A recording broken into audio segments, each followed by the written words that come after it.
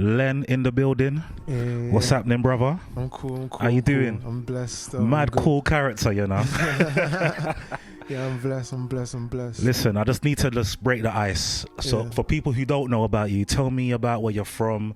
Are you a part of any collectives, and how long you been doing music for? My name's Len. I'm from South London, Stockwell to be exact. Okay. I'm not a part of any collective, but there's a few people that I'm running with, and Who are they? that's K Wavy and Smith Black. Those are us three, dangerous trio. I feel like everyone should take them in. If they're taking in me, they should take in K Wavy, and they should take in Smith Black as well, because those are two amazing artists that deserve a crazy buzz. I hear that. I hear that. Working, so yeah. But yeah, and I've been in this game like I've been in this game 30 years, you know. How long? 30 years, you know. I've been. Did I say 30 years?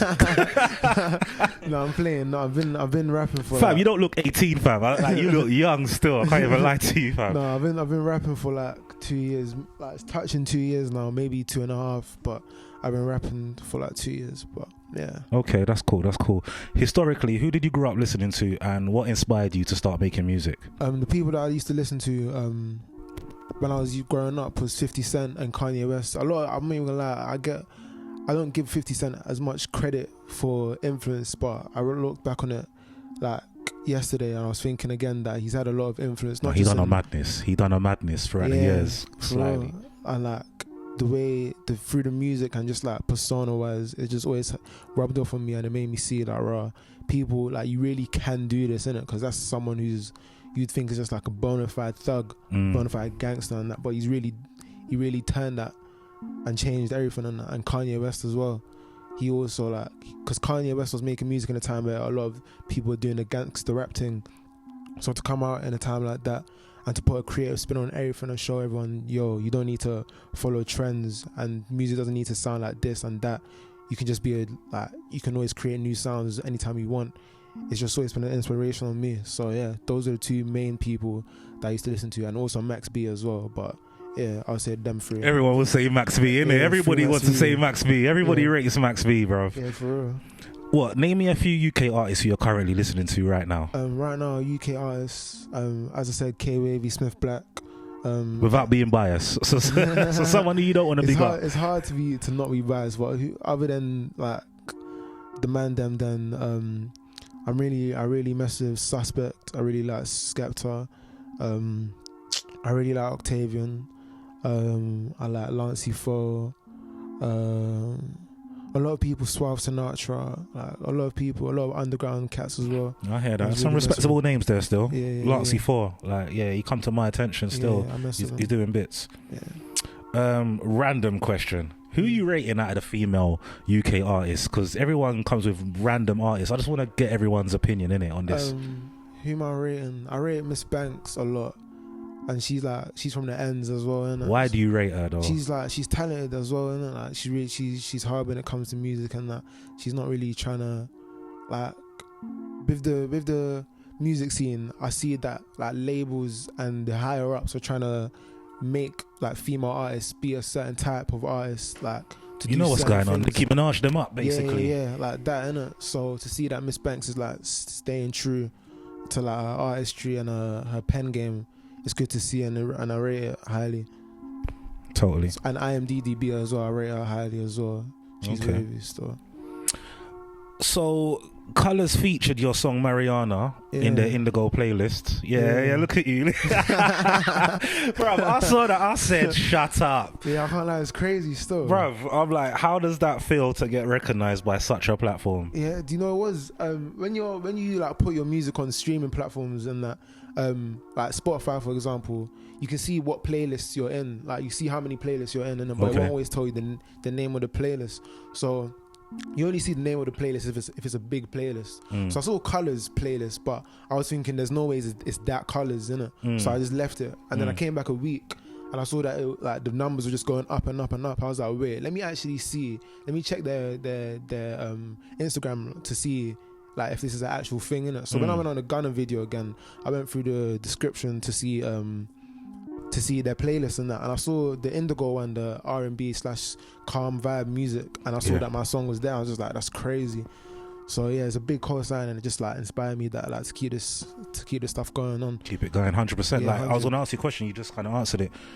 Have you seen a surge in attention since they done that? Yeah, I've seen like Mariana had a pretty good buzz before the playlist stuff, but when I put out that it's on the playlist, a lot of people like on Twitter, they saw that stuff and like it's a surprise, innit, to them. So like they saw, I went back to the song to see it again, so it's like the song like kind of revived and the views are going up again, and it's like almost on 5k views right now on my own channel and that, and it only came out like a month and a half ago. Yeah, so go on. Yeah, I know it's wishful thinking, but have Colours been in touch? Because I know you must have thought, like, I was thinking, lie to me and tell me you didn't think. Like, what? Am I next? Am I next? Am I going to get an email? I was thinking one day they might fly me out, you know. I don't know, but they haven't reached out yet. But they're in Belgium, innit? I swear. I think so. I think it's either Belgium or Germany. But either way, even if they don't reach out, that just means like I just got to keep going and keep working harder. That's the plan for now. Boy, obviously as an outsider, to even get featured on their playlist, that might be part of their process, you know. Them ones like, so they might say, cool, put it on a playlist.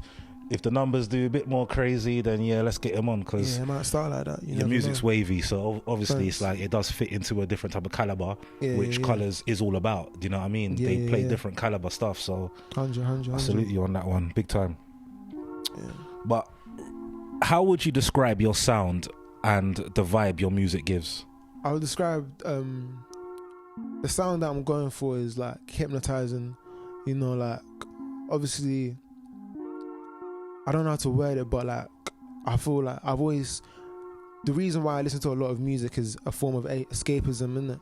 Like to take me away, and I try to do that with my music as well, innit? Like to just bring you to somewhere, to bring you somewhere else, innit? To my world, innit? Like through my music, innit? So that's why I'm always careful with the beat choice and like the way I say things, innit? Like a lot of people say I mumble in my music, and it's not even a thing where like it's an accident. Like a lot of the things I do are calculated. I just act like it's not. But like I feel like if I articulate words properly and pronounce them properly, it kind of takes you out of the hypnotizing thing, because it's a bit sharp on the ear. Yeah, it's not an English test. You get me? 100%. That's what I'm saying, innit? The smoother you are with some of the stuff, the more like the more easy it is to take these things in, innit? Like it hits you on a like spiritual level, innit? And that's not even like to toot my own horn, but like but like I'm always trying to surprise people at the same time, innit? Because even though I'm going for the hypnotizing sound, you can never listen to one of my songs and then think, oh yeah, that sounds just like another of his songs. Like you can't listen to Mariana and say this sounds like Hollywood, or you listen to Gosh or Golly and say this sounds like Second Place. So I'm always going to surprise you, but I'm always going to put you in the same state of mind at the same time. I'm not gonna lie, I know I am not the first guy to be like, blood, Mariana is a banger. Yeah. Like that's a like real life. If I didn't see Mariana, you wouldn't be here, bro. I'm not gonna lie to you. I saw that song and I was like, bruv, this guy's got it. Like this is. Thanks. You know what it is as well? I sometimes I feel like you're gonna be one of the special guys on my show, because I feel like a lot of UK man don't want to step into that realm. Yeah. Because that realm is like, there's a thin line. Yeah. But always with rap music, there's always a thin line between coming off as American. Yeah, you know, them ones there. But that world, like what Mariana gives, you know, that's like certain artists will fit into that category. That's not a D block. That's not no hard rap stuff. That's euphoric, trippy type of stuff. You know what I mean? So it's like, even to jump on that vibe, like, I don't know, because like, not saying people was gassing you, but still, where did you get that inspiration, bruv, to make that song? Because I don't see people waking up and thinking, yeah. You know, the whole story behind the song is that like, it was like I wrote the song in like February 2018. Like it was just coming towards Valentine's Day and that, and like I didn't have a girlfriend in it. And I you know what? Wait, let me stop you, because I thought this song's a love song, but it says on the YouTube it's about weed, dummy. So that's what I was like, but it sounds like a love song until I read that. I was like, it makes sense. Yeah, because like, as I said, I was trying to write like some love songs and stuff. But I was like, you know, man, I don't have anyone to write about really and truly, innit? Not even like in a sad way. Yeah, no, like, I know there was no sympathy to it. Literally, innit? So I was like, I build it up and that, and I was like, you know, man, like, what's one thing that I do really love? Like weed, innit?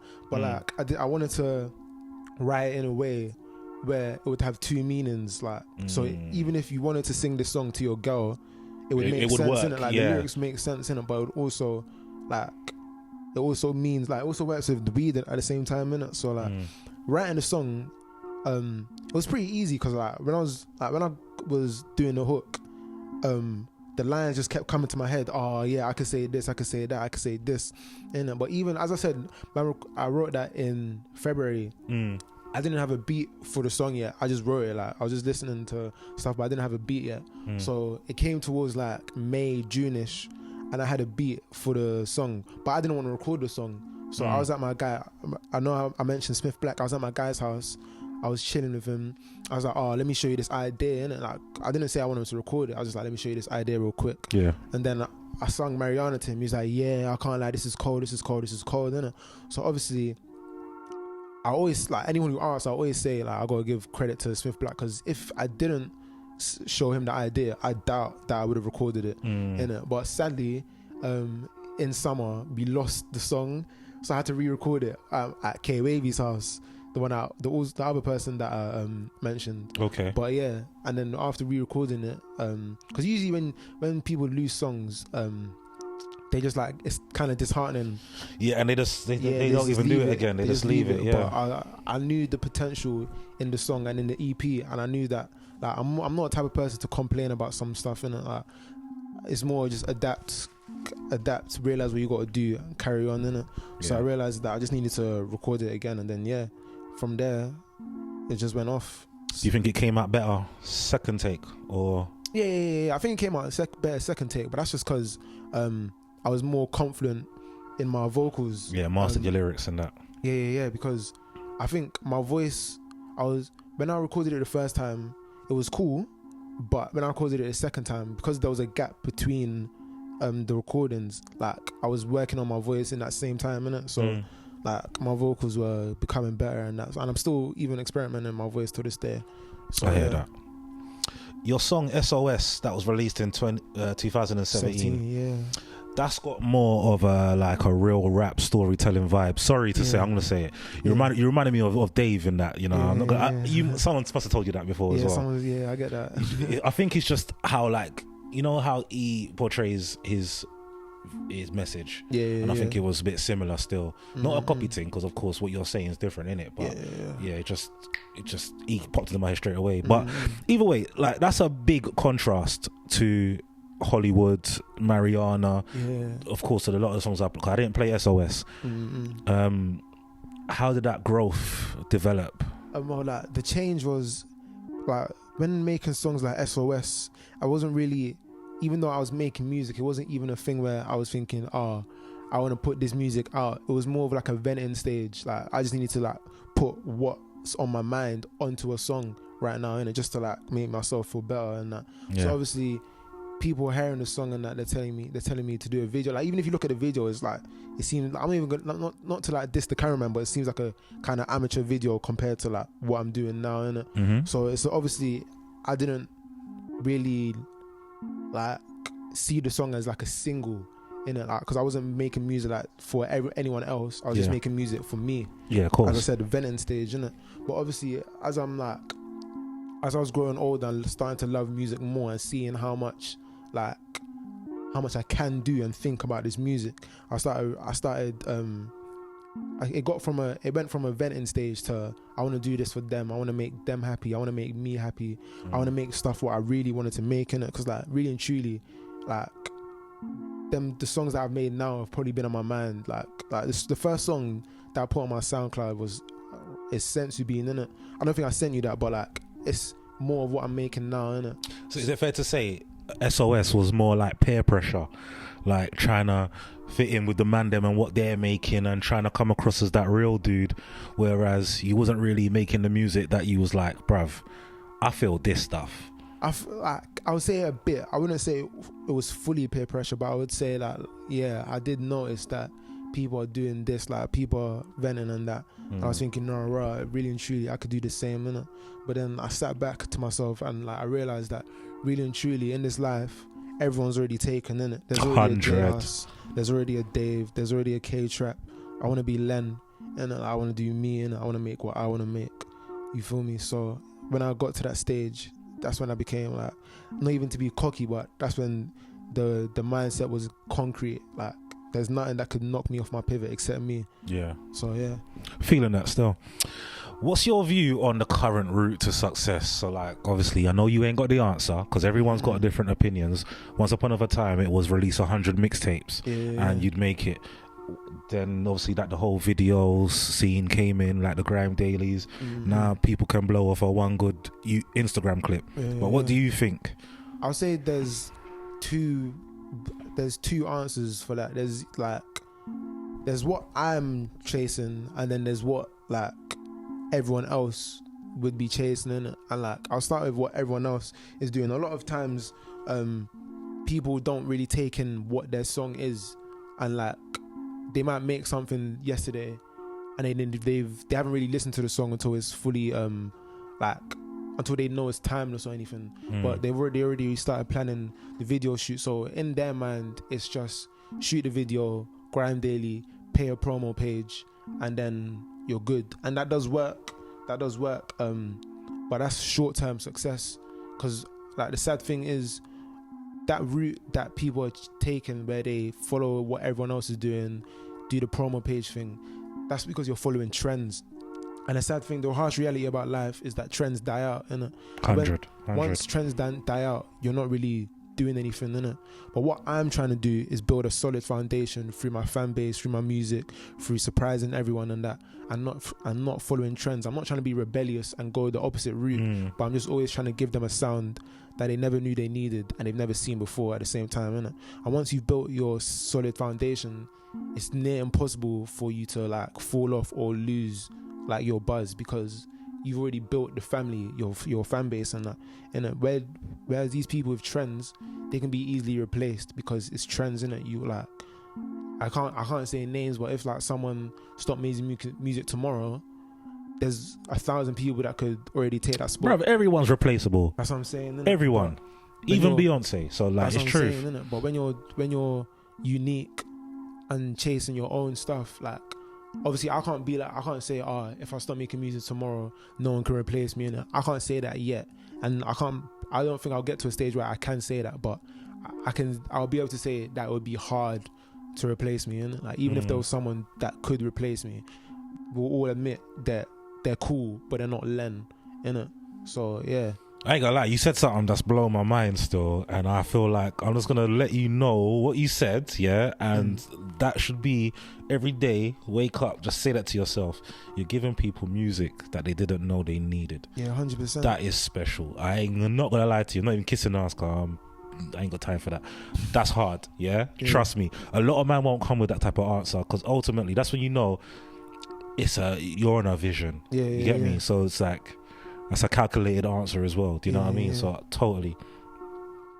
So summing it up, rounding it up, what do you have planned for the rest of 2019? Rest of 2019, I'm trying to do more shows, but at the same time, I'm working on a mixtape, and it's coming together well. I've almost finished it, and I'm just trying to finish the mixtape, while also working on visuals behind the scenes and that. So yeah, like, you know what? I've actually got more questions for you. We're not finished there yet, mate. Sorry. What? You got management? No, I don't have a manager at the moment. So how does it go? You push yourself? What's happening? I push myself. I was told like not too long ago that due to the fact that I don't have a manager, I gotta handle myself like the business. And it's true, like, for now, because there's no LEN team, like, I don't have a PR, PA, all of that stuff. It's just LEN. I have to handle myself as the business. So right now, I'm managing until I do get a manager. But I'm not totally against managers. But just for now, it's just me. How you finding it, managing it all yourself? It's fine, to be honest. Like, I don't really... Obviously, things would be easier with a manager, but I'm not really complaining, innit? Because like, at the end of the day, I'm a very independent guy. Anyways, I don't really like handouts and stuff. I like getting stuff for myself, innit? I see your performance at Members Only. Yeah, that looked sick. I can't even lie to you. That was crazy. So from the clips I saw, the best thing that I saw was your energy and the crowd response. Like, man, everyone was singing along. I was like, this boy must be loving it right now. How did that feel to get that type of reaction from the crowd? It was crazy to see, because like, obviously once you're told you're supposed to do something like a show, you're gonna obviously have a mental picture of how it's going to go, innit? So to see how the crowd went, it was 10 times better than what I imagined. So wait, let me just certify this, because when I saw it, I was like, are they all your man them that's singing along? No, that's obviously most of my friends. A lot of my friends were in the crowd, but in the crowd it wasn't all my friends. There was a lot of people that didn't know me there. You know what, even if it was or wasn't, even if, like, you know, when you got real support there, and like, for example, if 10% are singing along, it will make the rest of the 90% be like, 100%. What's this song? 100%. Like, and it must have been a drawing. And I appreciate my friends, because obviously, even though some people that were there didn't know who I was, these are my friends getting that stuff lit. Like, obviously, it's gonna rub off on the people that don't know me, and they're gonna feel like, rah, we're gonna get lit as well. So like, seeing the strangers getting lit with my friends and that, it just made me appreciate my friends even more, because they did their thing. 100%. I always say, like, never start a business to like attract your friends, but if your business does attract your friends, they will be your best promoters. No, 100%. Like, that's how it is. So don't pressure 100%. Them to like your music or repost. Yeah. But if they naturally warm to it, they'll scream your song 100%. To the moon and back. That's the thing with support, innit? Like, friends, you don't need, like, obviously your friends should support you, innit? But like, you shouldn't force it on them. Like, if they're not really rocking with it, you can't really blame them, innit? Obviously they can still share and stuff, because like someone else might like what you're doing, but you shouldn't like look at your friends different if they don't like share stuff, innit? However, I'm in a good position because my friends do share, and I appreciate them a lot. But to others like that are trying to accomplish something, if your friends like don't really rock with what you're doing, it doesn't mean you're doing anything wrong. It just means that other people will show love, to be honest. Know your audience, innit? At the end of the day, innit? 100%. Listen, Len, I can't even lie, wicked interview. Thanks. Appreciate you coming down.